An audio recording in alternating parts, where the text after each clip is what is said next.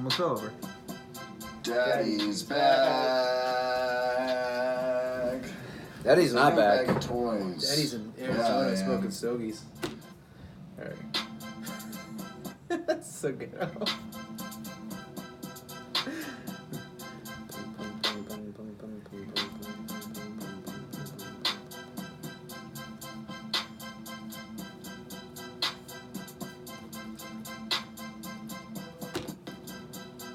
Oh, we got the mixer over here.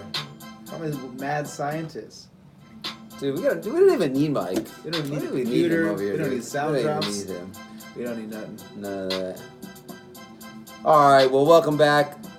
Special Thanksgiving episode, Average Bros Fantasy Football Podcast. It's your boy T here with Anthony. Mr. 645. We don't even need Mike. Mr. Miyagi, the mad scientist, a.k.a. chlamydia is running rampant. We don't need him. AKA We can do this all by ourselves. We don't need all that knob, beep technical stuff. We got this. He's too busy smoking stogies. He's a multi-thousandaire, and pretty much I think the band's breaking up is what it is Okay. here. He pretty much told us, he's in Arizona for Thanksgiving. That's where he's from, and pretty much told us he's better than us. He's like, I'm not average anymore. I've ascended into a new tier Of above averageness. yeah. So there's two of us now. Yeah.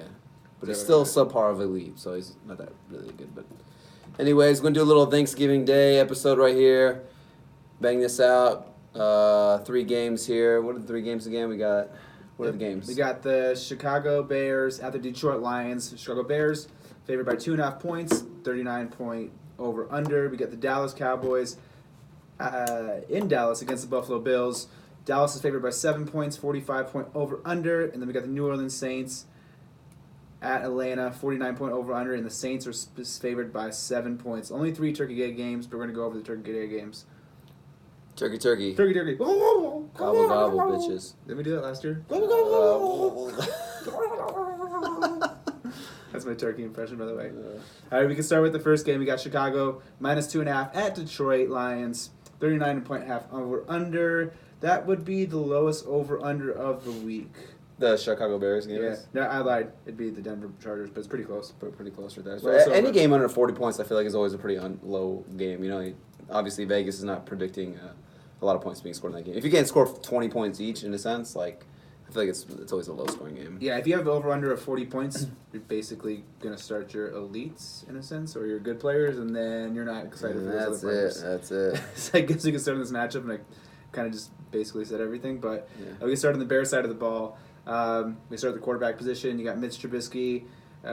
You trusting Mitch Trubisky? I mean, I'm not. Me and Mike, we had a beer bet last week, Trubisky versus Josh Allen, and I was actually looking at this this is in the standard 4-point scoring passing touchdown, but Josh Allen had 19 points and Trubisky had 18.9 points. So he beat me by a point, 0-1s on a beer bet. So I got to slam a beer for that when he gets back. Did that change in 6 point? It did change in 6-point. I think Allen had outscored him by like 2.2 or something like that. And nothing crazy, but So you guys should both drink a beer. so you should. Not Trubisky. I mean, Allen still outscored him. Allen still outscored But him. it went up a little bit more because of the 6-point passing touchdown league. But I mean, I don't know. It's Trubisky. He's been pretty much trash. I know I bring it up all the time, but my favorite Halloween costume of the season was when someone dressed up as a trash can and they just put a picture of Trubisky on his face. And they said, I'm Mitch Trubisky because he's trash. So I think you just find some better streaming quarterbacks here. I mean, one thing I can say is he did have a good game in Chicago, but only threw for 173 yards. He did throw for 3 touchdowns, 27.5 fantasy points in 4-point passing touchdown leagues for Trubisky in that game in Chicago.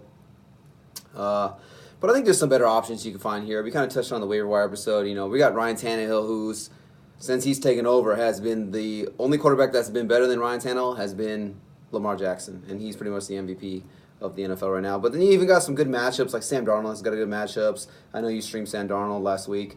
And then you got Nick Foles, he's got a good matchup at home against the Buccaneers, who've, even though last week Matt Ryan kind of struggled against them, but they've still been giving it up in the passing game. I mean, what's your thoughts on Trubisky? Yeah, I'm on the same page as you. One thing I've been trying to look at this point in the season is, look into the players and, are they doing good in games they're supposed to do good in, or are they Jameis Winston in it, where they're supposed to have a bad game, but they have a good game, and then you can never predict it. That is they're supposed to have a bad Jameis game, they have a good game, it's whatever.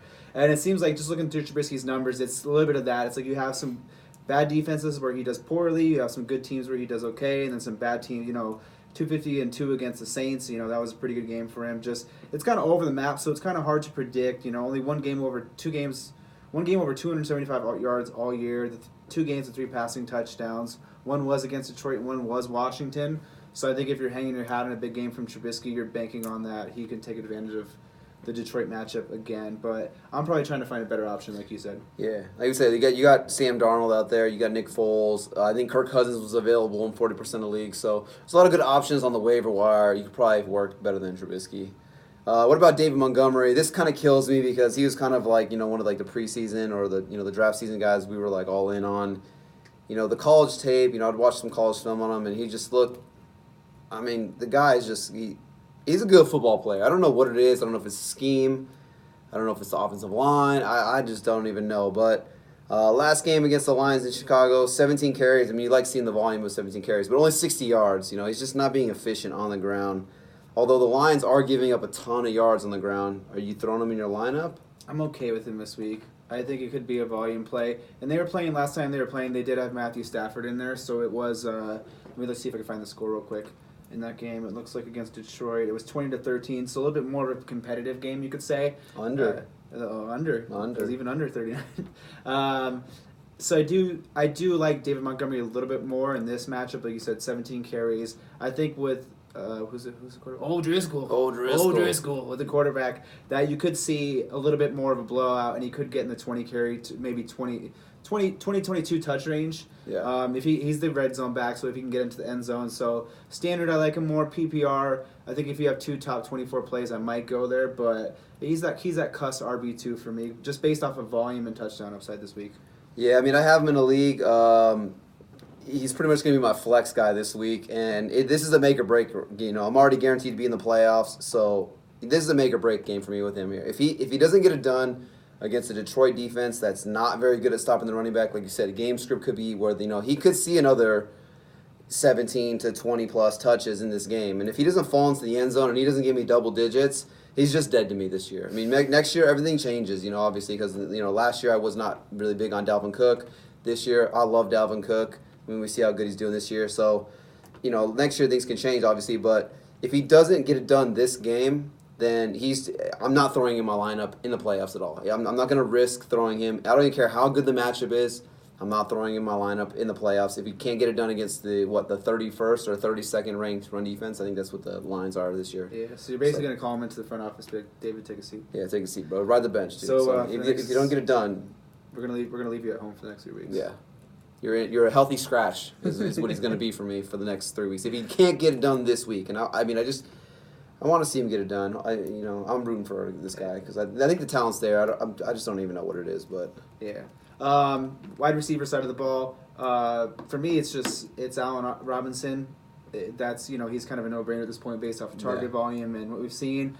Are you considering Anthony Miller? Considering it's a pretty decent matchup for it, or there's no bias this week, or you kind of not getting too cute with Mr. Trubisky as the quarterback there? Probably not. If it's just a receiver, it's Allen Robinson. And you know me, I'm not the biggest Allen Robinson guy at all. But I mean, last game they played, even with a Darius Slay shadow, 6 catches for 86 yards, and actually 7 of his last 9 games, he's had 11 or more PPR points. He's actually been really solid this year. I got to give it to him. He's one of those guys I kind of missed on personally. He's one of those guys who I'm someone who has like a do not draft list, and he was someone who I just didn't want. I don't have him in any of my leagues. I just didn't want any part of him, and I kind of missed on that one. So he's been pretty good. I think it's just something for us to pay attention to is like ACL tears. Some players come back Cooper Kupp-esque. Some players come back slower. Maybe it's something where we need to. Okay, I don't know. Can't think of offhand who tore their ACL, but okay, maybe he wouldn't come back the same this year. But let's not write him off completely going into next year. Because I don't think none of us were super high on him. I might have been the highest, but even I wasn't super high on him. Hey, maybe we've seen the talent before the pre-ACL. Maybe they just didn't recover the same way some of these other guys. So kind of just note to self to note. Yeah. Tight ends, there's non-existent. And then Bears defense against the Lions. You're dialing them up. You're dialing them up. Yeah, That's pretty much a no-brainer. On the Detroit side of the ball,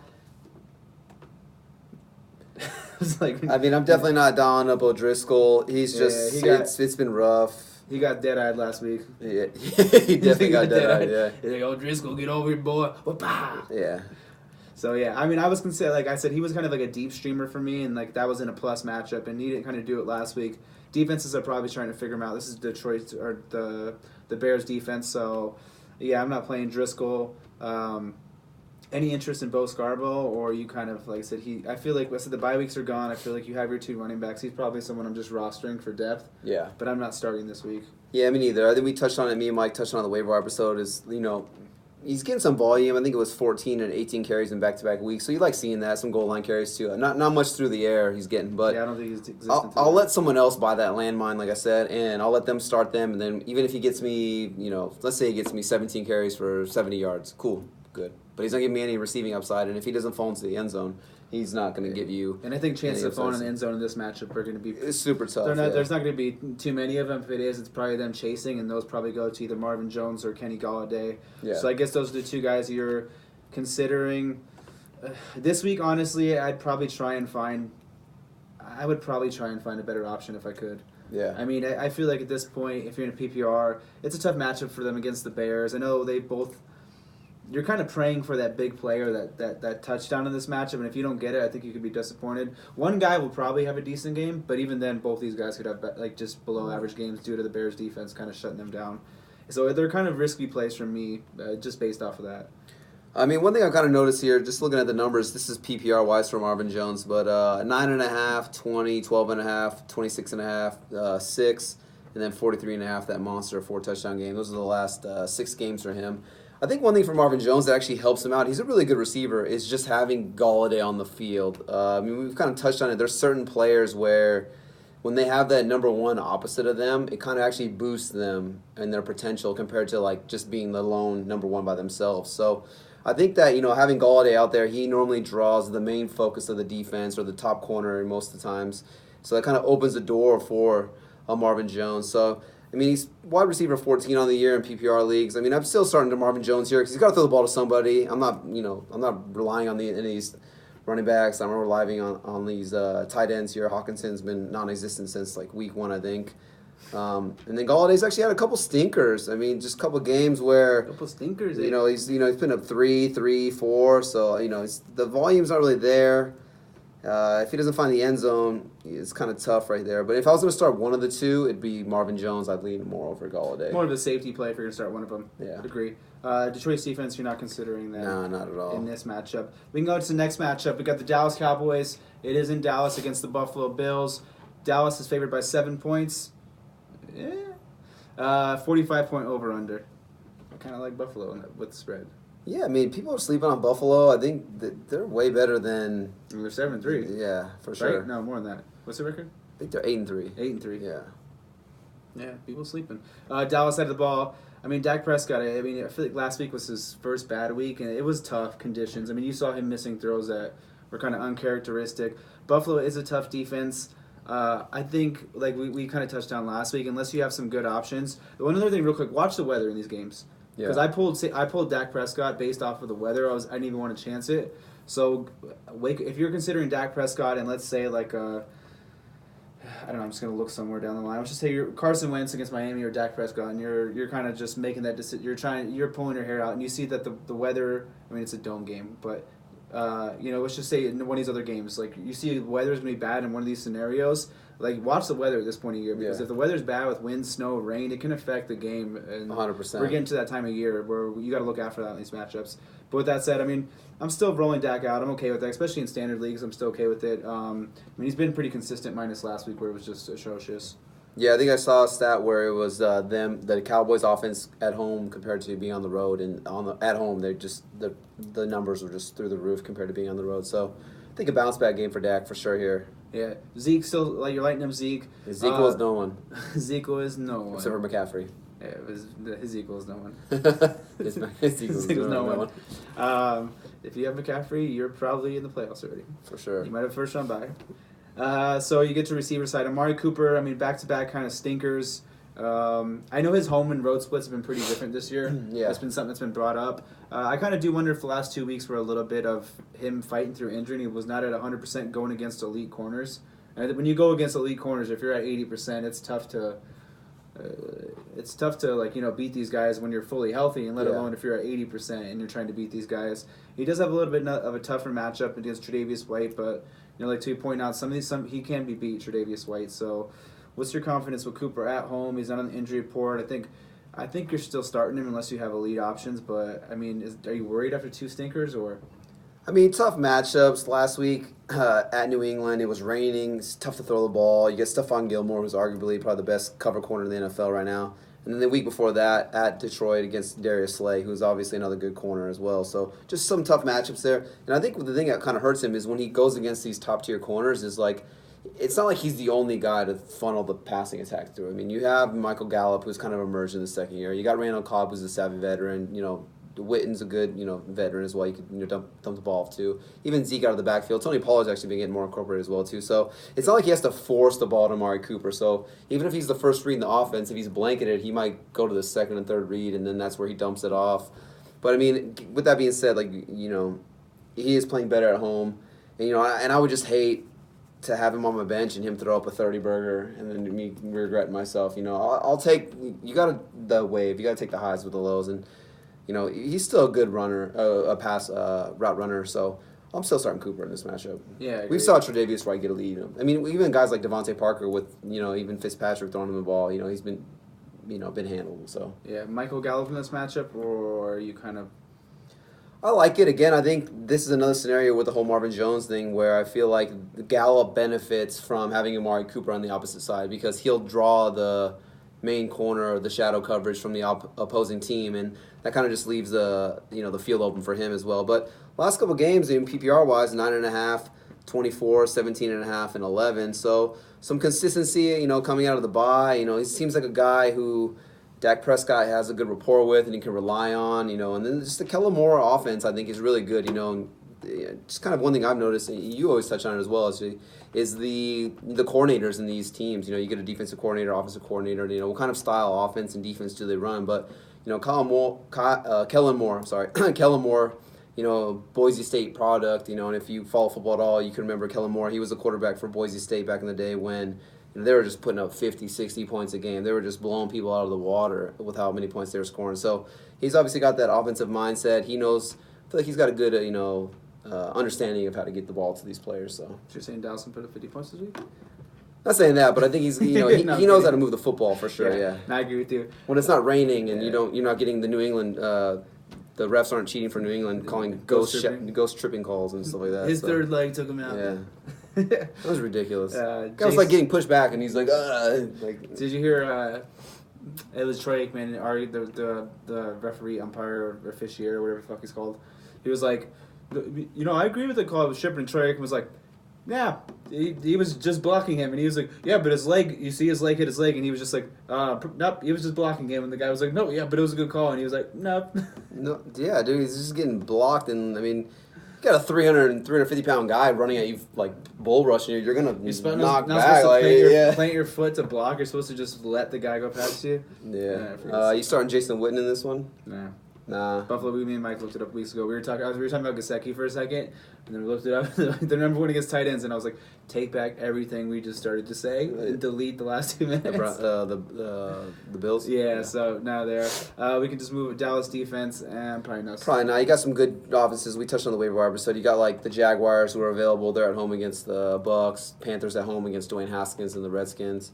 And then even the Chargers coming off a bye, they're going to be traveling to Denver. Those are just some of the top streaming options if you didn't pay attention to the waiver wire episode. Yeah, Buffalo side of the ball, you got Josh Allen. I mean, he's been relatively safe every week. I think his floor is like 15. Yeah. He's got the one game under 10 I think he might have had was against New England, but there's a lot of people who do that. For sure, so. Yeah, Josh Allen, low-end QB1. Yeah. Devin Singletary in this matchup, I mean, I don't hate it. He's been... he had the big week, the dud week, and I know he got a lot of touches last week. He was look for his numbers, 21 for 106, 2 targets. He's had a couple 3-catch games in there, 15 plus touches in 3 out of 4 weeks. The weird one was Cleveland where he just went 8 for 42. But I'm not mad at Singletary this week. As an RB2 flex. They seem to be featuring him, and he's an explosive player. He can make that big 40, 50-yard play for you. So I'm not mad at him as an upside RB2 flex this week. Yeah, I'm kind of cheating on your notes over here, but looking at the stats. But so it said 20 plus rushes in 2 of the last 4 games, 15 or more rushes in 3 of the last 4 games. So and he's the guy. He's the guy. And the snap percentage is high there too. Yeah, I think I saw a stat the other day. It was saying that even though Frank Gore's kind of getting some run, but since he's come back from injury, Devin Singletary, I think he's out snapped Gore like 202 to like 55 or something like that. So he is the main guy. Would you play the Thursday morning decision? Would you go with David Montgomery or Devin Singletary? Singletary, I think just because he's the too. home run guy. At least I know if I mean, we've seen it. Montgomery can give me 17 carries for 60 yards. If Singletary gives me 17 carries, he's bound to break one for a 60-yard run almost. At least 75 yards so far. Yeah, I agree with you there. So if you have that decision, we agree. John Brown, I mean, I know Dallas is kind of tough on wide receivers, but you just don't bench him at this point. I mean, yeah, even last week, tough matchup. I think got the shadow from Chris Harris. He only had 2 for 39, but bails you out with a touchdown. He's had double digits in every single PPR-wise. The lowest game, I'm looking at this right now, the lowest score he's ever had in any game for PPR-wise is 9.5 points. Oh, that's close. Yeah, really close. But, I mean, he's a set-and-forget-it guy for me, and we've been talking on him all year. I know he was one of your guys in the draft season. He just nailed it. You're right on the money. I mean, dude, if you tell me I can draft a guy and he was going undrafted or in the teens, late teens, on the teens, tell me I can get a guy who's going to give me pretty much 10 points every single game, pretty much. Yeah. You're never losing your week because of John Brown. You're not, yeah. And you're never mad that you started John Brown. Yeah. So, yeah, definitely, you're drawing him up. Cole Beasley, how do you feel about him in this matchup? I'm kind of like, I mean, he's kind of been consistent himself too. PPR, and he's getting some red zone looks. So Dallas is a little bit tougher matchup. He's kind of a wide receiver. Revenge game. Oh, revenge game. Oh, he just went from wide receiver 3 flex to a wide receiver 2. Is that Jarvis Landry go ham? He's kind of like that safe flex guy to me. You can use. I think with Beasley, it's like if you're in a pinch. I mean, obviously, no one's on a buy 3 anymore. wide receiver leagues. So I think you're fully stacked here. He's got such a floor. If you're in a double flex league, or like I know Mike, he's in a pinch. He has no receiver, so he's been starting Beasley each and every week, but. I asked him, I was like, are you mad starting him? And he's like, no, like, he gets me 10, pretty much on average. Like, he gets me like 10 points every week. And, if you just need to throw a guy in there, you're just like, hey, I just need 10 points. Like, I'm stacked across the board. I just need to fill a spot to just get me double digits.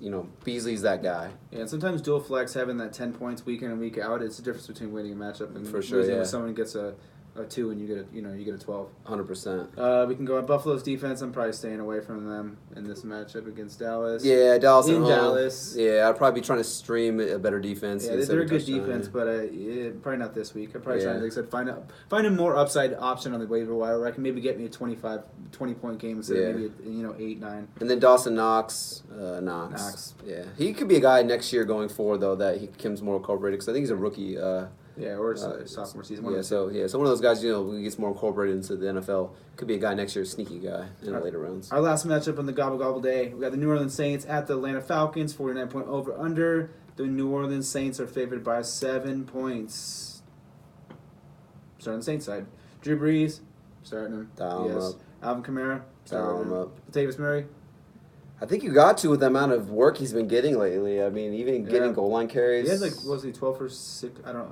He had a touchdown last week too. Yeah, he's just been getting a ton of work. Even with Kamara there, it's he's pretty much filled really into that Mark Ingram role. Like in the beginning of the year, I feel like he wasn't. It was kind of more the Kamara show.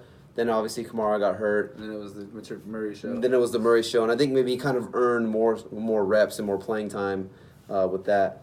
So yeah, if you're struggling at running back, I know a couple teams, injuries. Mike, for instance, he had David Johnson, Kerryon Johnson, and Marlon Mack. If he could throw Latavius Murray in his lineup, I'm sure he'd be killing for that right now. He needs to stay away from Johnson's. Yeah, he needs to Johnson. Johnson & Johnson. Hold on, Johnson. That law firm. Don't go to him. Michael Thomas, plain and simple.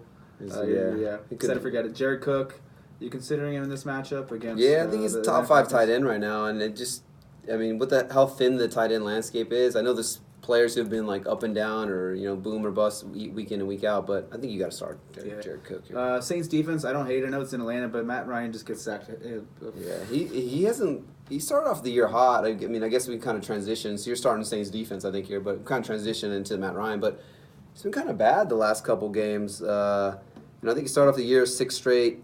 What was his injury? Was it because I wonder if he's at 100% or if he's playing a little banged up. Was it? It's an ankle injury. Those ankles. You fit in the squad with people. He fit in the squad, but his ankle injury.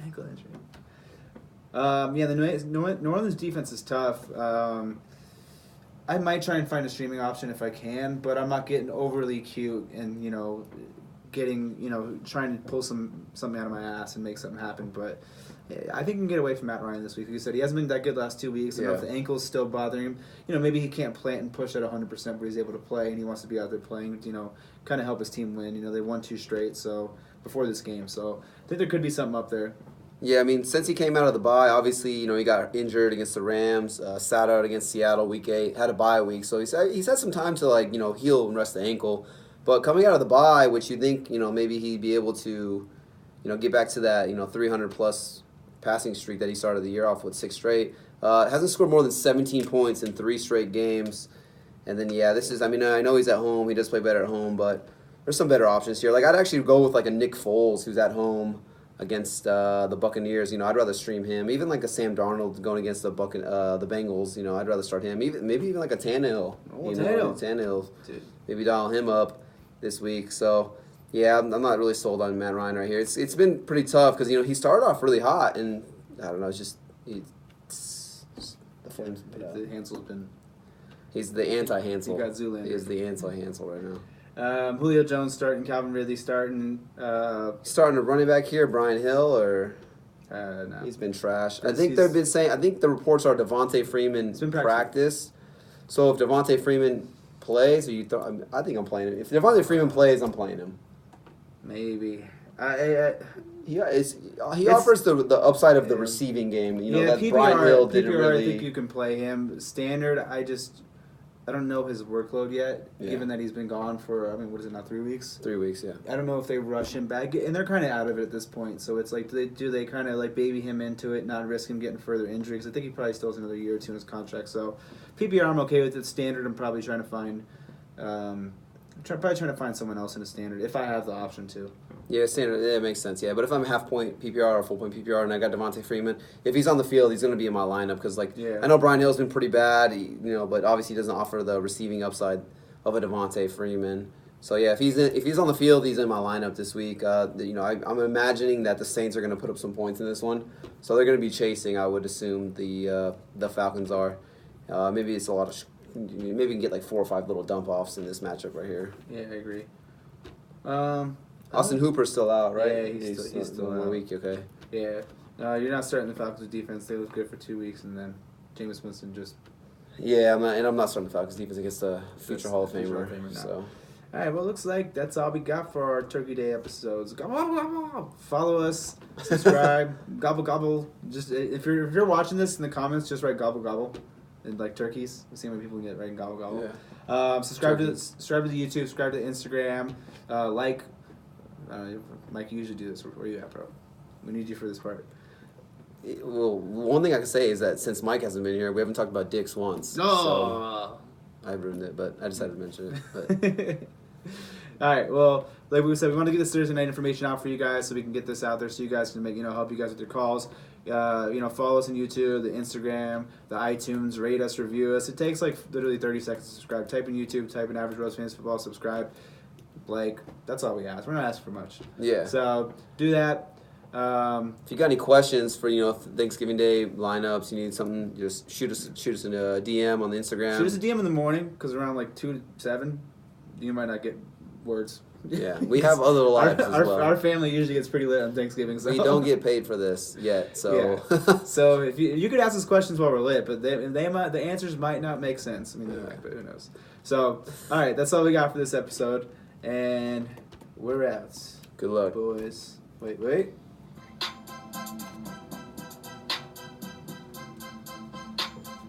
We don't need Mike, we don't need him, we can do this by ourselves. I'm just kidding, Mike, we need you. Love you, Michael. All right, hopefully that didn't stop recording. Okay, thank God.